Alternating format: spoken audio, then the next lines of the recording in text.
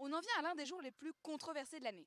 Le vendredi 13 représente pour certains superstitieux un jour de chance, mais pour d'autres, de mauvais sort. Également vu comme un jour marketing, il est à l'initiative de nombreux débats. Allons à la rencontre des Angevins pour découvrir leur avis sur ce jour pas comme les autres. C'est un vendredi comme tous les autres, mais souvent dans la tête des gens, c'est soit ça porte bonheur, soit ça porte malheur. Pas vraiment de chance ou de malchance. Je vais peut-être quand même acheter un billet de loterie. Pas grand chose, je suis pas superstitieux. J'en pense beaucoup bien parce que ma femme est née un vendredi 13 et ça me permet de faire un loto supplémentaire. L'origine du vendredi 13 est aujourd'hui assez floue. Elle est synonyme de malchance pour les croyances chrétiennes, mais de chance pour la mythologie grecque. Nous avons interrogé un buraliste sur son ressenti. Alors, ça gagne un peu plus obligatoirement parce que les gens jouent plus. Je suis pas superstitieux, je trouve ça très bien pour moi au niveau du business. Il n'y a pas que les joueurs qui touchent le gros lot le vendredi 13. Cette date représente un véritable jackpot pour la Française des Jeux qui voit alors son chiffre d'affaires doubler.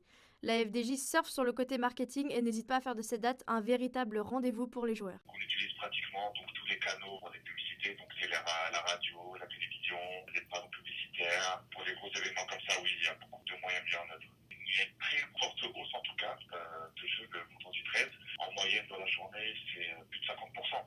Jouer à des jeux de hasard et d'argent est une habitude partagée. Près de la moitié des adultes français ont déclaré avoir joué au moins une fois à un ou plusieurs jeux de hasard et d'argent.